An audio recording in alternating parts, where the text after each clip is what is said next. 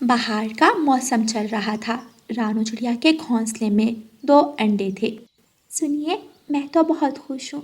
आप देखना, इनमें से एक अंडे में से लड़का और दूसरे में लड़की निकलेगी। तुम ठीक कहती हो रानो, मैं भी बहुत खुश हूँ। जैसा तुम चाहती हो देखना वैसे ही होगा। रानो, तुम घोंसले में ही रहना, मैं भोजन का इंतज़ाम करके आता हूँ। ऐसा कहकर मानो चिड़ा भोजन लेने के लिए चला जाता है। आज मौसम भी बहुत ख़राब था। बहुत तेज़ ठंडी ठंडी हवाएं चल रही थीं। रानू चिड़िया अपने घोंसले में बैठी मानो चिड़े का इंतज़ार कर रही थी। थोड़ी देर बाद मानो चिड़ा वापस आ जाता है। मानो जी, आप बहुत जल्दी वापस आ गए। और इतने सारे गेहूं के दाने कहाँ से लाए हैं? रानो, मैंने अभी भोजन नहीं किया, मैं खेत की तरफ जा रहा हूँ। वापस आकर भोजन करूँगा। और हाँ, तुम घोंसले के पास ही रहना। ठीक है पति जी, मैं घोंसले के पास ही रहूँगी और अपने अंडों की रखवाली करूँगी। शाम हो गई थी, लेकिन मानो चिड़ा अभी तक वापस नहीं आया था। शाम हो गई है, लेकिन मानो जी अभी तक वापस नहीं आए। उन्हें भूख लगी होगी, मैं जाकर उन्हें भोजन दे आती हूँ। रानू चिड़िया कुछ गेहूं के दाने उठाती है और खेत की तरफ चली जाती है। उसी जंगल में कौवों का एक जोड़ा रहता था, कालू कौवा और गौरी कौवी। गौरी कौवी की गोद अभी तक हरी नहीं हुई थी। पता नहीं कब ऊपर वाला हमें संतान की खुशी देगा। ये सब तो ऊपर वाले की मर्जी है, हम पक्षी इसमें क्या कर सकते हैं भला। मुझे बातें सुनाना बंद करो और जाओ भोजन का इंतजाम करो जाकर। कालू कौवा भोजन की तलाश में निकलता है। गौरी कौवी भी ताज़ा हवा खाने निकल जाती है। गौरी कौवी रानू चिड़िया के घोंसले के ऊपर से गुजरती है और देखती है कि घोंसले के पास कोई नहीं है। ये तो रानू चिड़िया का घोंसला है, इसके घोंसले में तो 2 अंडे हैं, घोंसले के पास भी कोई नहीं है। क्यों ना एक अंडा मैं चोरी कर लूं। गौरी कौवी रानू चिड़िया का एक अंडा चोरी कर लेती है और वापस अपने घोंसले की तरफ भाग जाती है। कालू कौवा भी भोजन लेकर वापस आ जाता है और अंडा देखकर हैरान हो जाता है। गौरी, ये किसका अंडा है और कहाँ से आया है? जिसका भी हो, अब तो ये मेरा अंडा है। और हाँ, खबरदार जो किसी को कुछ बताया। गौरी, ऊपर वाले ने हमारे बारे में भी जरूर कुछ सोचा होगा, लेकिन इस तरह किसी का अंडा चोरी कर लेना बहुत गलत बात है। लेकिन गौरी कौवी कालू कौवे की एक नहीं सुनती। रानू चिड़िया जब अपने घोंसले में वापस आती है तो देखती है कि घोंसले में एक अंडा नहीं है। मेरा अंडा कहाँ गया? किसी ने मेरा अंडा चुरा लिया। क्या कोई है यहाँ?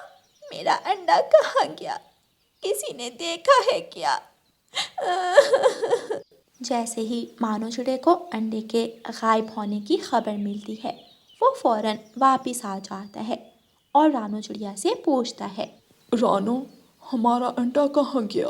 मुझे नहीं मालूम पति जी, मैं वापस आई तो घोंसले में अंडा नहीं था। रानू चिड़िया और उसका पति मानो चिड़ा अंडे की तलाश में निकलते हैं। वो सभी पक्षियों से पूछते हैं, लेकिन किसी भी पक्षी को उनके अंडे के बारे में नहीं पता था। रानू चिड़िया गौरी कौवी के घर जाती है। गौरी बहन, तुमने मेरा अंडा देखा है क्या? मुझे क्या मालूम तुम्हारे अंडे का, तुम्हें अपने घोंसले का ख्याल खुद रखना चाहिए। दोनों पति पत्नी निराश होकर वापस अपने घोंसले में आ जाते हैं। बस पति जी, अब मैं इस घोंसले में नहीं रहूं। हम जमीन पर अपना घर बनाएंगे। मैं नहीं चाहती कि हमारा दूसरा अंडा भी कोई चोरी कर ले।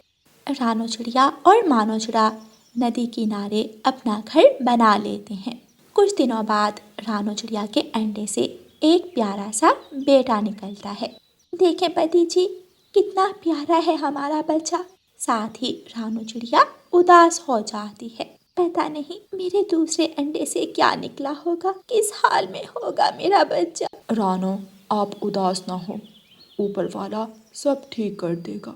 दूसरी तरफ गौरी कौवी के अंडे से एक प्यारी सी बेटी निकलती है। देखो गौरी, इसकी शक्ल तो बिल्कुल रानो चिड़िया से मिलती है। अभी भी देर नहीं हुई, हमें रानो से माफी मांग लेनी चाहिए। उसका दिल बहुत बड़ा है, वो जरूर हमें माफ कर देगी। कालू, अपना ये भाषण बंद करो। और अब हम बहुत ख्याल रखेंगे अपने घोंसले का और अपनी बेटी को घोंसले से बाहर नहीं जाने देंगे। वक्त गुजरता रहा। एक दिन रानो चिड़िया खेत में काम कर रही थी कि वहाँ कालू कौवा भी आ जाता है। कैसी हो रानो बहन? मैं ठीक हूँ कालू भाई, आप बताओ आप कैसे हो? काफी समय से नजर नहीं आए। बस रानो बहन, कामों में मसरूफ होता हूँ, वक्त ही नहीं मिलता। ऐसा कहकर कालू कौवा वहाँ से चला जाता है। रात का समय था। रानो चिड़िया के दरवाजे पर दस्तक होती है। इस समय भला कौन होगा? पता नहीं जी, देखें तो कौन है। मानो चिड़ा दरवाजा खोलता है और सामने कालू कौवा था। कालू भाई, आप रात के इस समय सब ठीक तो है? जी जी मानो भाई, सब ठीक है। मैं तो बस आपको सच बताने आया हूँ। सच बताकर ही मेरे दिल का बोझ हल्का होगा। रानो बहन, मानो भाई, मुझे माफ कर दो। उस दिन आपका अंडा किसी और ने नहीं, मेरी पत्नी गौरी ने ही चुराया था।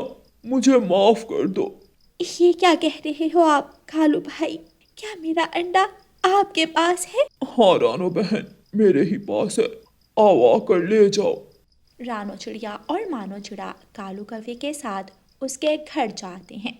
तभी गोरी की आंख खुल जाती है। ये क्या कर रहे हो तुम? मेरी बेटी को वापस रखो। गौरी, मैंने सब सच बता दिया है, अब बस करो तुम भी। गोरी कौवी को भी अपनी गलती का एहसास हो जाता है। रानो चिड़िया, मुझे माफ कर दो। मैं संतान का सुख पाने में इतनी अंधी हो गई कि मुझे तुम्हारा दुख नजर ना आया। मुझे माफ कर दो। ये तुम्हारी ही बेटी है। अपनी अमानत वापस ले जाओ। हो सके तो मुझे माफ कर देना। अगली सुबह गोरी कौवी के घोंसले में भी 2 अंडे होते हैं। कौवी बहुत खुश थी। प्यारे दोस्तों, इस कहानी को लाइक, अपने दोस्तों के साथ शेयर और चैनल को सब्सक्राइब करना बिल्कुल मत भूलना। आपका धन्यवाद। रानो चिड़िया की ऐसी कहानियाँ सुनने के लिए YouTube सर्च बार में रानो चिड़िया की कहानी लिखें या फिर ये बटन दबाकर बोलकर कहें रानो चिड़िया की कहानी। रानो चिड़िया को पेड़ पौधे लगाना बहुत पसंद था। रानो चिड़िया भोजन की खोज में निकली हुई थी। उसे एक छोटा पौधा दिखाई देता है जो जमीन से उखड़ चुका था। ये पौधा तो किसी ने उखाड़ दिया है। अगर इसको जमीन में दबाकर इसे पानी ना दिया तो ये मुरझा जाएगा। रानो चिड़िया वो पौधा उठाती है और उस पौधे को साथ लाकर अपने घर के आंगन में गाड़ती है। मम्मा, ये पौधा किस चीज का है? पता नहीं बेटी, ये पौधा मुरझा रहा था इसलिए मैं इसे अपने साथ ले आई। मम्मा, मैं भी इस छोटे पौधे का ख्याल रखूंगी। हाँ हाँ, क्यों नहीं गुड़िया बेटी, मैं दाना ले आती हूँ और आप इस पौधे को नदी से लाकर पानी दे दो। गोरी कौवी भी वहाँ आ जाती है। वाह रे वाह, रानो खुद तो इस तरह के बेकार कामों में अपना वक्त बर्बाद करती ही थी और अब अपनी बेटी को भी यही सिखा रही हो। बेकार काम? गोरी, ये कोई बेकार काम नहीं है। इन्हीं पेड़ पौधों की वजह से आज हम सुरक्षित हैं। इन्हीं की वजह से हम सांस लेते हैं। कालू कौवा भी वहाँ आ जाता है। गौरी, चलो घर, मुझे कुछ खाने के लिए बना कर दो, वरना ये छोटी चिड़िया तुम्हें भी पौधे लगाने पर लगा देगी। हाँ कालू जी, आप ठीक ही कह रहे हैं। वैसे ख्याल अच्छा देती है ये चिड़िया।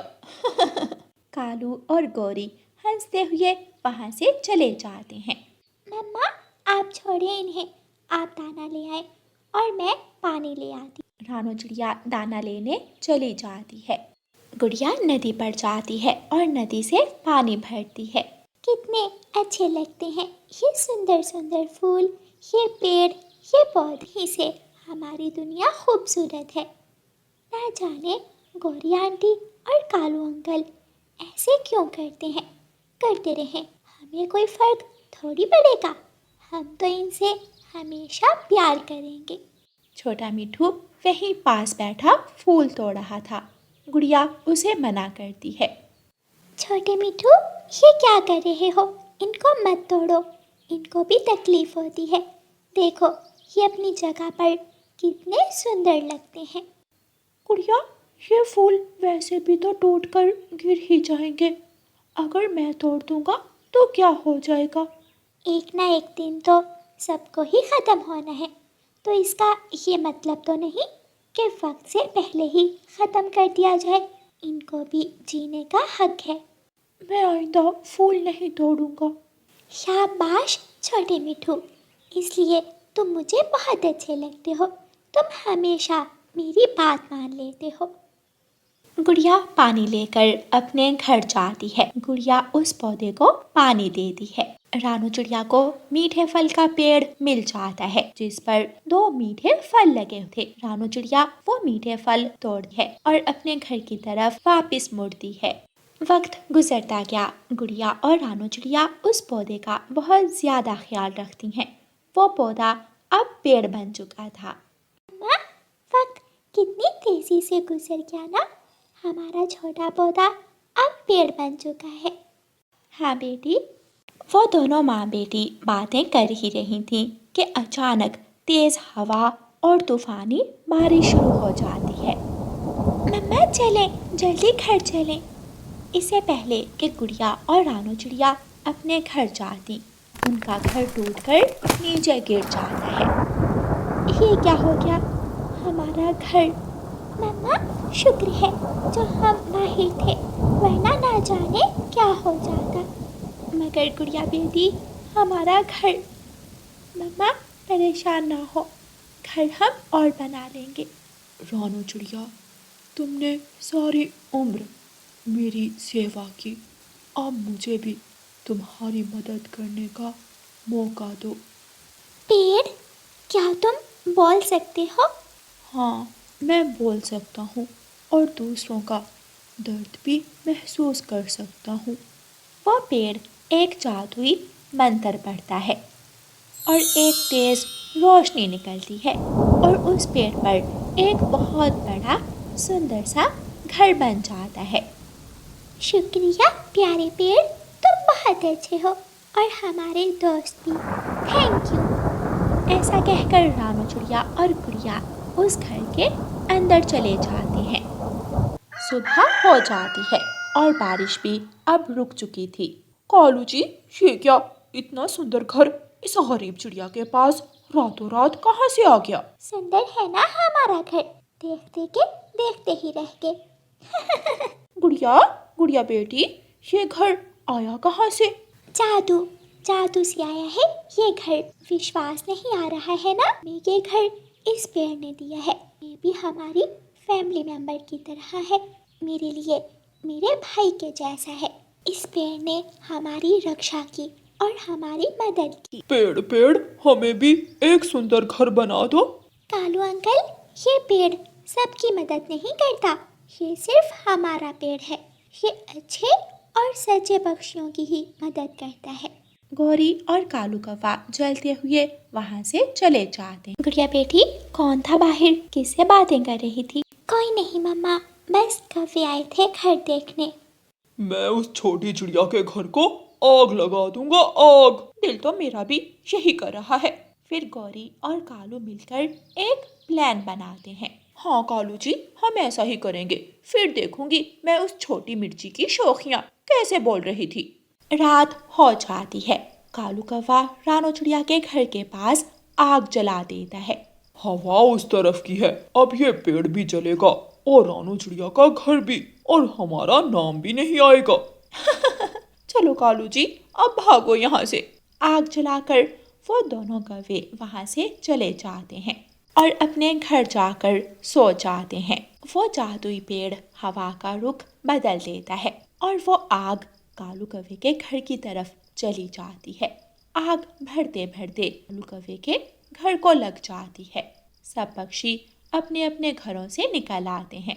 आग, आग! सब अपने अपने घरों से पानी लाओ। हाय कालू जी, आग! ये तो हमारे घर को ही लग गई। सच ही कहते हैं, ये हवाएं किसी की सगी नहीं होती। हमने चिड़िया का घर जलाना चाहा और हमारा घर ही जल गया। हाय मेरा पंख, मेरी पूंछ। गौरी, तुम्हारी पूंछ को भी आग लग गई है। सब पक्षी कौवों के घर पर पानी डालकर आग बुझाते हैं और गौरी और कालू कौवे को घर से बाहर निकालते हैं। गौरी और कालू रो रहे थे और अपने घर को देख रहे थे। प्यारे दोस्तों, इस कहानी से हमें सीख मिलती है कि जो किसी का बुरा करता है, अंत में उसका अपना ही बुरा होता है। और प्यारे दोस्तों, इस कहानी को लाइक, अपने दोस्तों के साथ शेयर और चैनल को सब्सक्राइब करना बिल्कुल मत भूलना। आपका धन्यवाद।